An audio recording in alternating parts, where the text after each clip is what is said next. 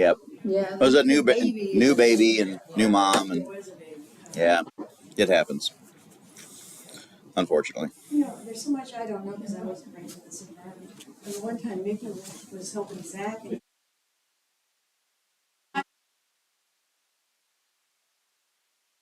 Getting pretty good at that.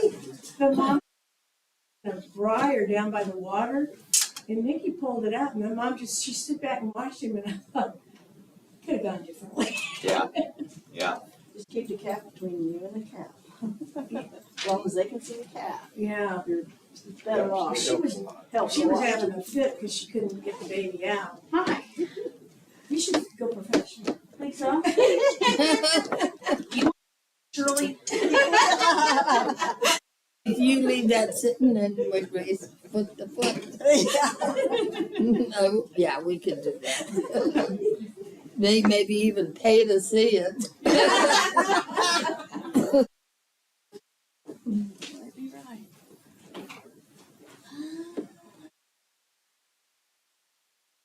Reading bit.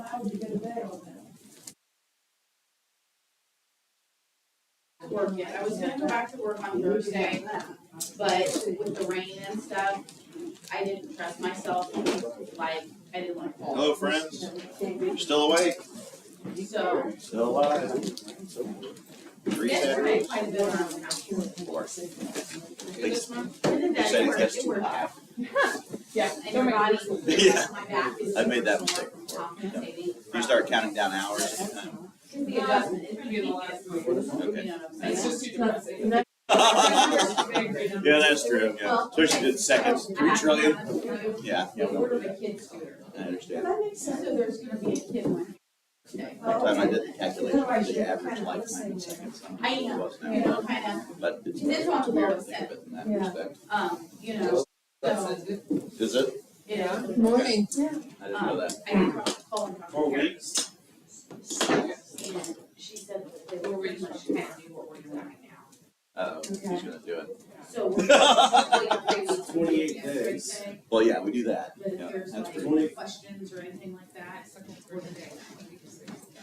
You can't do 28 that. days. Well, she could say Something like that, yeah. right 24 now, hours a they're day. doing Start us on math.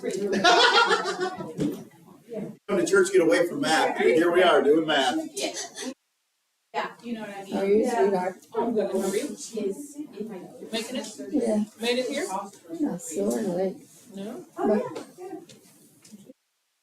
That's so banged up? Oh, yes. Nothing new. I don't know if this is right. Seconds in a day? That's what I was trying to. Yeah. Oh, you've been losing, you've been losing weight. You sure can see it. Okay, Garrett, you are, Good you job. sit in that seat. You have the job. So I can say, Oh, you are already the designated person. will you move one of those chairs over, Josh? One of those so I can rest and sit on it. 24 hours. Yeah. Thank you. You know, it works out better, Care, if you sit in the middle because those crossbars inhibit. Take it from one who said foot surgery's multiple times. I'll just see it now, but I think that I can make. All right. My brain is not. Well, the good news is we're gonna go deep into Greek. No, I'm kidding. We're not That'd be great. gonna. You can But just, at least then I can look glazed over and everybody understands. you can just take a nap. Just, it's all right. Hey, better asleep in church than awake at home, so it's all good. Yeah. 6,400 seconds. How many? That's what I thought. Sweetie. Yeah. Yeah. Times 28 days, so that's a large number. Listen, green before. 2,419,000. Oh, usually well, I just, for warmth, I had to. Paul, you didn't win any brownie points for that one. That was a negative. She's one with the 500 or so. Oh, Good as his after taxes are over. See, we still have the furniture we basically bought shortly as kids and kid guests. Everything gets destroyed, so we just don't care. That's where we are. Yeah. Ours was better said. Ours was used when we got it. No, that makes more sense. Yeah, that makes more sense. Yeah. You can do that. Yeah. Yeah. living room furniture. No. There's no point. No. All right, friends, good morning. Good to see y'all. We're in Romans 6. I'll give you the update on Steve that I know before we get started. He was evaluated by the neurologist yesterday, and as far as they can tell, he does not have brain damage, and there's no need to operate on his head, so that's great news. He does have a lot of stitches up there, though. If you've been up to see him, he's pretty beat up, but I think we're out of the worst part of it. The first couple of days where the key was survival, and I think we're through that. The main issue is they got to get the bleeding inside stopped, and they've made progress, but it's still oozing, as they say, so they got to get that resolved. So, yeah. Yeah, I know he's had at least 40 units of blood at this point, which is a lot of blood. And I know that some people are coming up with a blood drive, so that'd be good. Yeah, it's pretty humbling when they keep swapping out bags of blood over and over and over again, because just how much loss there was. Sometimes hospitals will, if you donate blood, will offset the cost to them. Is that, I have no idea. what's that? Sometimes if you donate blood in the name of someone, they won't charge them for it. I think, Somebody. I heard that too, I think that's true. I'm not Make sure. they know that's why we're donating. Wow, Okay. it's a positive, I'm pretty sure. Okay. You know, when I was staring at the bag, I realized, I don't know what mine is. I should probably figure that out. I donated blood one time just to find out. So Oh, they really? typed it and find out. They tell you when you donate. Okay. I'm probably like X2 or something.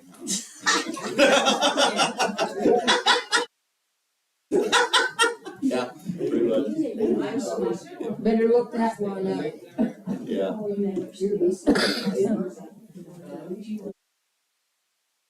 Oh, Wayne.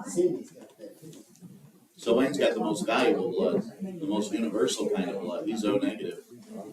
So Wayne is top notch. Oh, I think Janet found out the NEH. So yep. Wayne's healthy as a horse. So boom, problem solved. All right, well let's dive in. I think we're going to have a really interesting discussion today, and you might disagree with me, and that's okay. But we'll get there and see how we come out. Romans chapter 6, verses 20 through 21. Anybody willing to read? For when you were slaves of sin, you were free in regard to righteousness. Therefore, what benefit were you then deriving from the things of which you are now ashamed of? For the outcome of those things is death. Okay, thank you, Jim.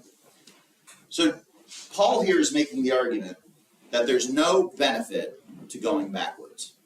We don't want to go back before Christ. We don't want to go back to sin. As the Bible also puts it in very graphic terms, you don't want to be a dog that goes back to its vomit. It's literally how the Bible puts it. And that's because that's how gross and terrible sin is. And the consequences of sin, of course, is eternal. And so I think there's an implication here that Paul is making when he says, therefore, what benefit were you then deriving from the things of which you are now ashamed? There can be temporary earthly benefits, so to speak, to doing what you want when you want in the moment. But how long does that last? Very brief. Moment. Yes, a moment, exactly. And it's interesting that we were at this passage because we had a deeper study Wednesday night with the youth, and I'm so proud of these kids for coming to that and talking about these things. And this is precisely what we were talking about in the book of Proverbs, because this is a piece of wisdom the Bible repeats, and that is, never go backwards. Remember the Apostle Paul in Philippians 3 said, look forward to what is ahead, not what is behind. Solomon, even at one point in the Ecclesiastes, says, it is unwise to cherish the past too much. Yes, Janet? We need to go back to what this country. Well, there's that, yes. I think we're talking about, individuals. But, yes, that's for sure. And for that matter, the church needs to go back to what the Bible says, and stick to that. But in terms of going backwards, there's this emphasis in our short-term world on impulsive pleasure. And this is what I was talking to youth about.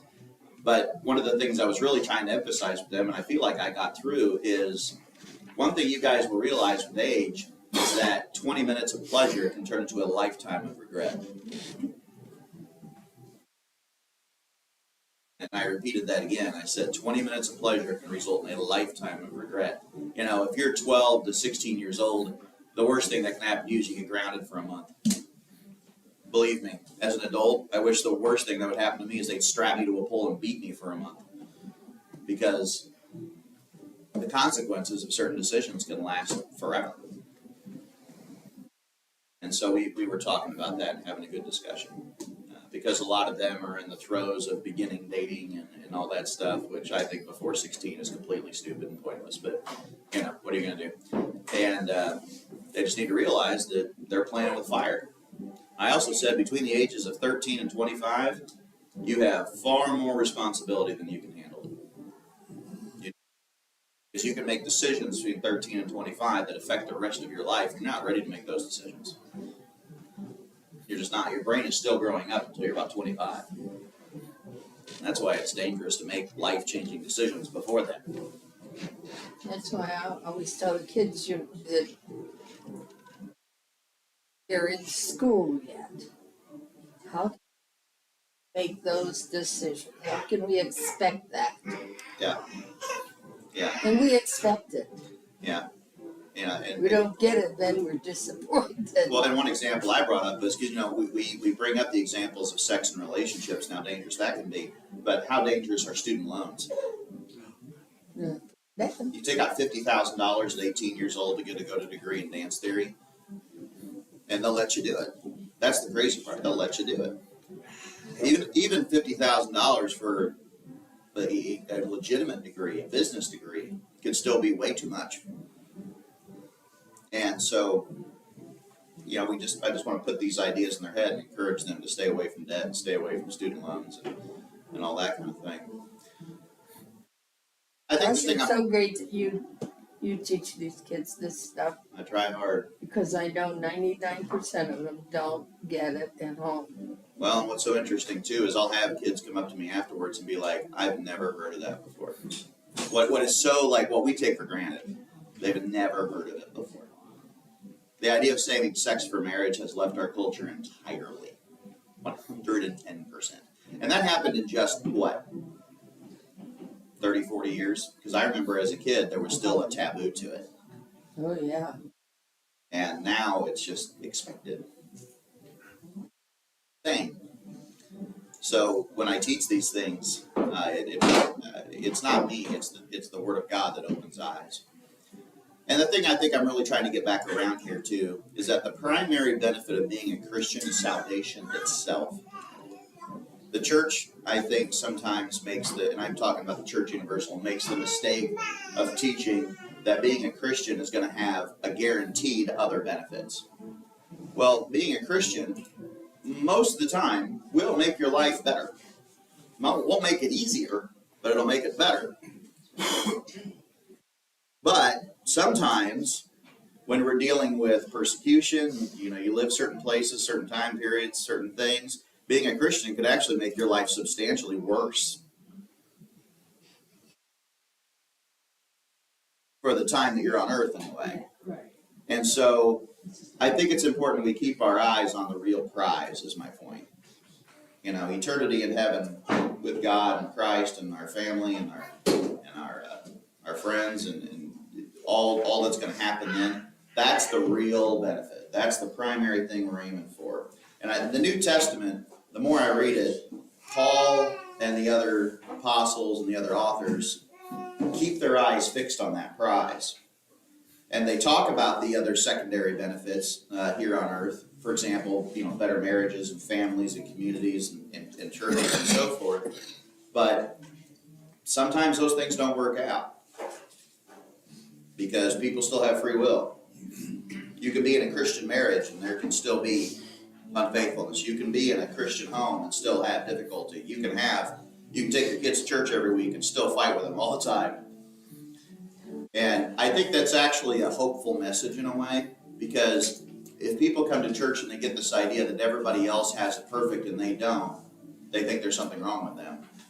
But the truth is, that's just not true. You know, on Sunday mornings, my kids were just as possessed with the devil as everybody else's kids are.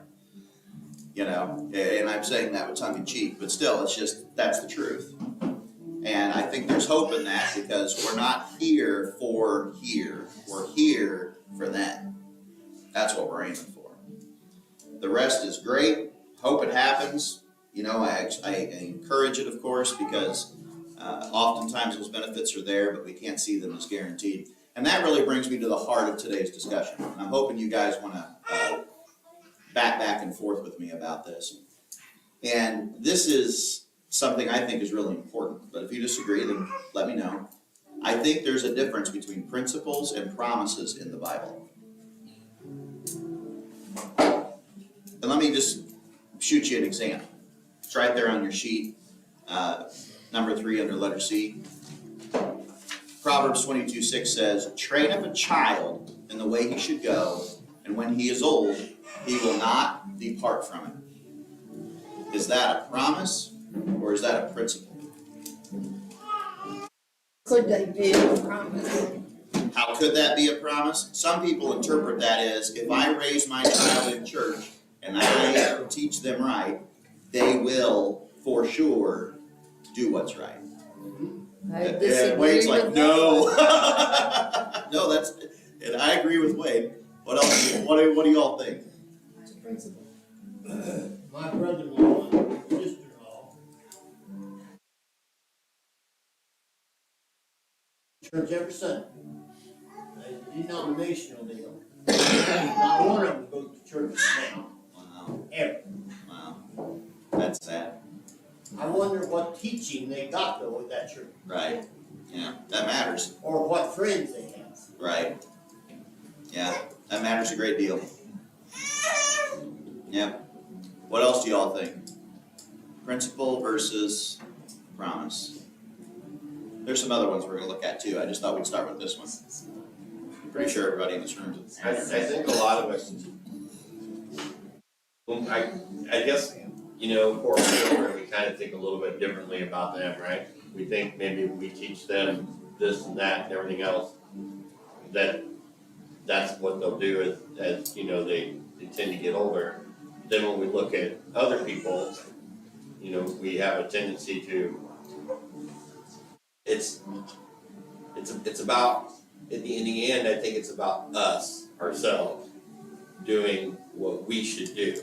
Yep. And at the end of it, it comes down to, will they then make that choice to do the right thing, because that choice is on them. It is. And it's, for me, I had the comparison come up in my mind, I guess, as I was thinking about this, is like, whenever you give something to somebody, like if you know, help out, you know, a stranger or something like that, you don't know what they're gonna do with that help or assistance. Are they gonna use it for something that they truly need, or are they gonna, you know, squander it, or whatever that case is? And it's almost that same thing. That's really not our business, what they choose to do with the gift. And I think it almost kind of goes along the same lines as, you know, we're offering this gift to our children, you know, here's church, here's a way forward for you, but what you choose to do with that, or what they choose to do with that, is really in the end not our business. That's hard to let go of too, isn't it? Yeah. And it's more painful, I think, because they're our children, as opposed to, you know, a stranger. Right. Yeah. I've had preachers' friends who, as far as I know, they did everything they were supposed to do, at least as good as anybody could have, and kids aren't in church. That's hard. Wayne? And I have seen this over the years. Preachers' kids are neglected. A lot of times the mother has to do all the teaching because daddy is doing the church work and neglects his own kids. Yeah. And all they had the teaching, I don't know whether they get too much of it or what. Well, that was, you know, it was a struggle with our older 3, and still is with Luke sometimes. The kind of along what you said about, can you overdo it? And when I was real young, I went to a Pentecostal church, and it was one of those churches where you were expected to be there every time the doors were opened. And you remember back in, before 2000 when you could not pause TV? And even before the 90s, you couldn't really record it unless you were wealthy and owned a VCR, okay? Well, I remember, like, as a little kid, there was going to be some Jetsons movie on TV. That's going to sound silly to y'all, but just follow me here, okay? And I had been looking forward to this in my little brain for as long as I knew it was coming, and then I found out it was going to be on Sunday night, and I knew I would get to watch it. And I was so disappointed, because I knew there was no way we weren't going to go to church. And I liked church. I did. That wasn't it. It's just, I wanted that one exception, that one time to watch my silly cartoon. So, with my kids, I decided that you're going to go to church twice a week. You can choose what that is. Worship has to be one of them. But if Sunday school's the other one, fine. If youth group's the other one, Sunday night, fine. If it's Wednesday, youth group, fine. But twice a week. And I think that's probably the average for the average church member. At least I would wish it would be. I think people cheat themselves when they only come to service and nothing else. And my goal with that, and some, of course, Jonathan, he came to everything anyway, more or less.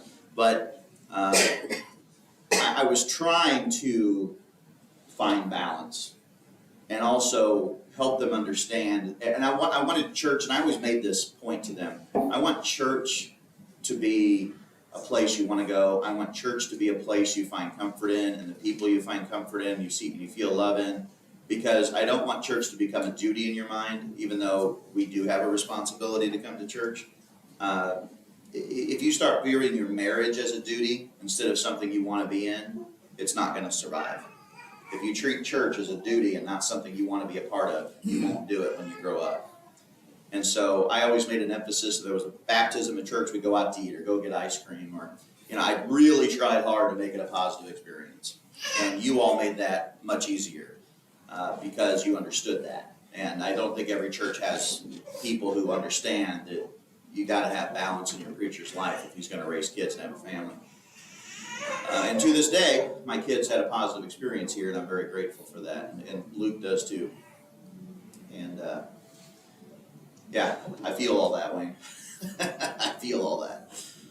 Yeah. I think as you read on down, you've got it here. They still have free will, no matter how much training you do. Yeah. To make their decisions. Of course, the opposite of the free will is you're responsible. So in the end, you can't put it off on somebody else. Right. Right. That child is going to have to answer for their own life. Yep. Yep. They can't get somebody to bail them out. Nope.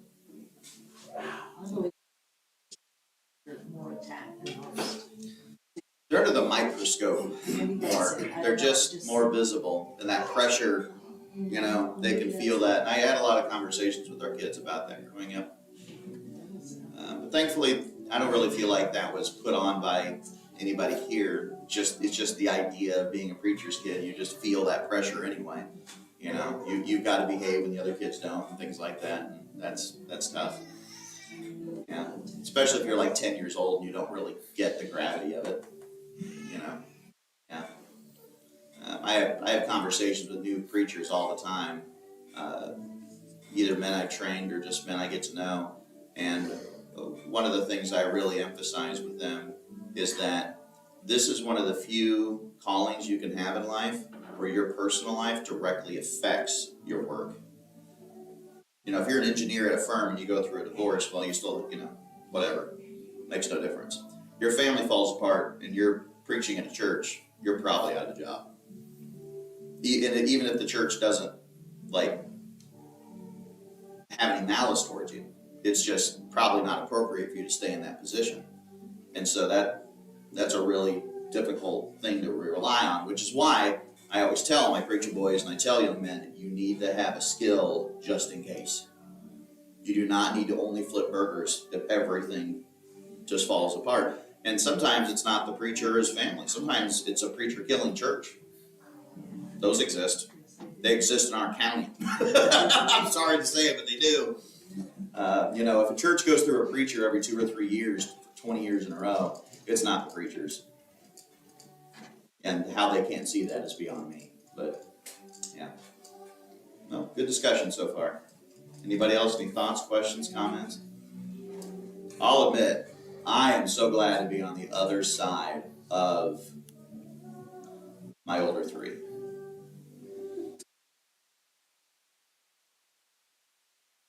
I know Luke's a challenge, but he's really not as hard as the other three combined were. He's not a teenager yet either.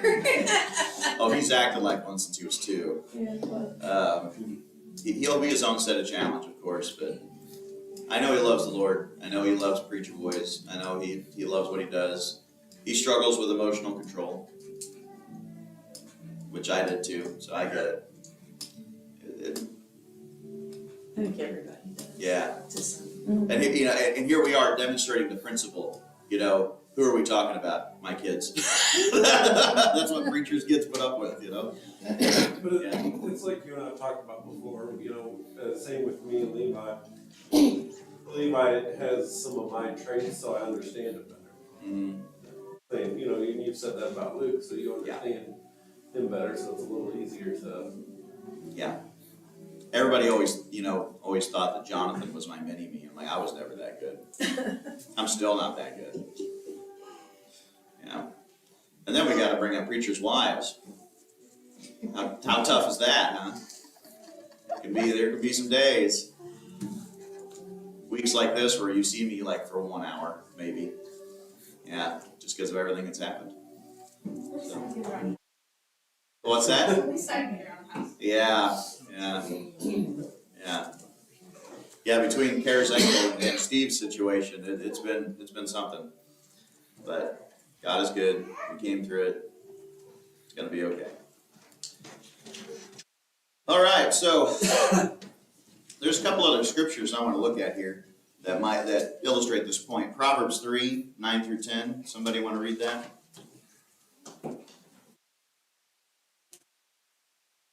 Proverbs 3.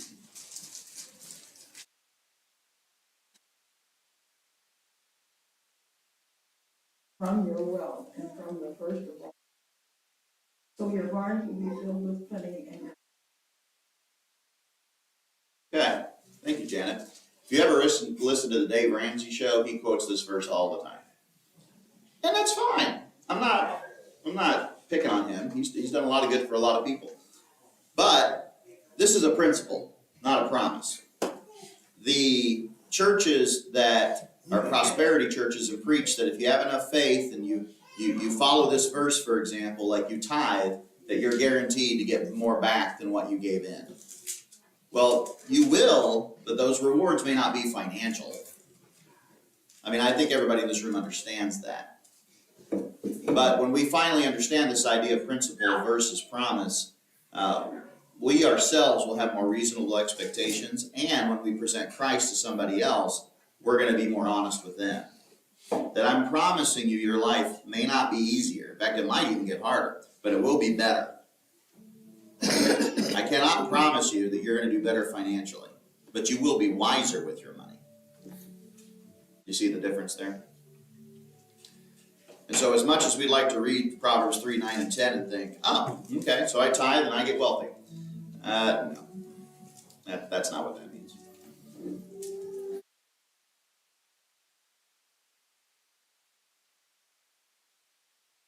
Yeah, it does. Yeah, I'll read that. My son, do not reject the discipline of the Lord or loathe his reproof, for whom the Lord loves, he reproves, even as a father corrects the son in whom he delights. Amen. Like you have a deep thought. No? Nothing? Okay. All right. Well, let's look at Proverbs 11:8.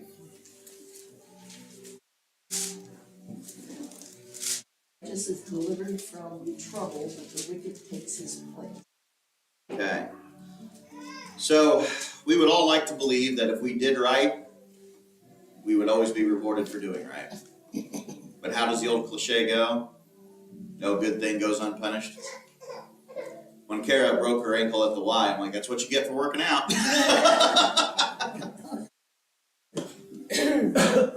Would I eat a donut, this never would have happened. Yeah, a lot of people have told her that. Yeah. And that just just goes to show you how much of a twisted world we live in. You know, it's just, you can have good intentions, you can even be doing the right thing, and things can still go wrong. So again, this verse isn't wrong. It's a principle, though, and not a promise. That if we do good, generally speaking, good happens. But sometimes bad happens too. Really depends on context and just circumstances. Sometimes I have the good intentions of working on my car to save money, and so I'll get into something, and then I'll realize that I have actually broke something and made it worse.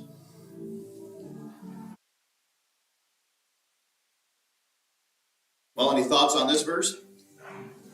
I was really kind of hoping somebody would argue the promise side of it, but apparently this group, we're all on the same page on this one, so fascinating. Okay, good. Because quite honestly, I think it's pretty hard to argue these are promises, but I think some people take them that way, and I've had people quote them to me that way, especially people from a denominational background. You know, Wayne brought that up. If you grow up in a Pentecostal or charismatic church, they view all of these as promises. All of them. Which is really disappointing if you're the one poor person in church with a kid who's on drugs. Just imagine how terrible you feel thinking that it's your fault. Well, you know, it could be, but it also may not be. And that's a setup for failure, because if you view promise as broken, then you might leave the church. Yeah, and that's usually what happens. Because who's going to put up with that forever? Especially in the modern day, when you have a wider influence, wider circle of influence. Yeah, more choices. Well, good thoughts there. So kind of towards the bottom of your sheet there, number 5. This is why living a Christian life often has many other benefits, but those benefits are not guaranteed. Like we said earlier, a spouse may be unfaithful anyway. Hosea chapter 3, God actually tells Hosea to go marry a prostitute named Gomer. You're going to name their daughter or granddaughter Gomer? No? Not thinking about that one, huh? Some Bible names are real pretty. That's not one of them. Because you think of Gomer, you think of Gomer Pyle. Yep. If you want a tragic story, Google his. And what I mean by tragic is that he made really horrible decisions after the Andy Griffith Show. It all went downhill from there. Yeah. But regardless, so in Hosea chapter 3, well, in Hosea chapter 1, he tells him to go marry the prostitute named Gomer. And then in Hosea chapter 3, she cheats on him again. Of course, because what do prostitutes do? They sleep around. And the whole point that why God told him to do this is that you, Israel, are like that. You're like a prostitute that cheats on me all the time. I married you, I gave to you, I prospered you, I did all these things for you, and you still are unfaithful. So that's it's like 12 chapters. It's a really interesting read. I mean, you just don't see God doing that. I mean, you know, if you think of like a father or a mother, and you're trying to guide your child through dating and marriage, the last thing you're going to say is that prostitute Gomer. That's the one, you know. So obviously there's a point to it, and it's a really fascinating read. Well, the second one there, we talked about this. A child may be rebellious anyway. Remember the priest Eli who raised up Samuel, and Samuel was the last judge and the first prophet of Israel. Well, Eli's biological sons were worthless. In fact, it talks about in the Bible of how they swindled people, and they were scoundrels, and they took advantage of people, and they were drunks, they were useless kids. But he raised Samuel fine. And I think for a parent, that can be maybe the most frustrating thing of all, is half your kids work out and half of them don't. And you're like, but I really did try to do it all the same way. And that's the thing. It's in the end, it's their choice, and that's the hardest thing to accept, I think. My adult kids, even to this day, make decisions I don't agree with, and what do you do? You know, what do you do? A family may fall apart anyway. This may be the hardest thing. You know, when I don't know if you all have witnessed this, or you probably have, but I have known 2 good Christian people, man and a woman, didn't see it coming from 100 miles away, and they're getting a divorce. And you're like, what in the world? Now, it takes 2 to tango. I don't believe any one person's ever at fault for that. It can be more one than the other.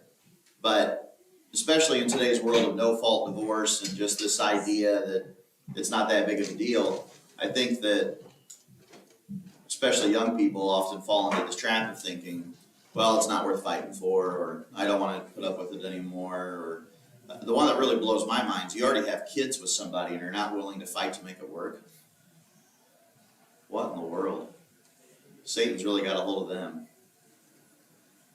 And that's a tragedy. So as much as Christian principles do a great deal of keeping a family together, it's not a guarantee. People still have free choice. And something I don't think everybody realizes is if one spouse files for divorce, even if the other one never consents to it, they can still get a divorce. It only takes one party. Might take a lot longer, but they can still be granted it. Communities may fracture anyway. I want to put an idea in your mind. I want you to think about the Old Testament Israel, okay? God founded the nation of Israel, right? We can agree on that? And God ruled Israel until their first king. And God gave them a perfect law. That you don't get any better than that for a perfect nation, right? Founded by God, ruled by God, laws written by God. And how did that work out? Did the people's free will still override all that and cause endless chaos? Sure did. This is why there's limits as to the effectiveness of politics, and to the effectiveness of constitutions, and to the effectiveness of leaders. Because the Old Testament is basically a case study on what if we had the perfect nation, the perfect structure, the perfect leadership. It can still fail. Man, that's frustrating, isn't it? You want it to be the other way so badly. You're like, if people would only obey the Constitution, if people would only, well, that's the thing. It's all up to people, isn't it? You can have all the documents perfect. You can have the right leaders. You can have the right founding. And people can and will still screw it up. Trying pretty hard to do it. Well, yeah. Yeah. We live in a fallen world, folks. We could do it all right and still fail.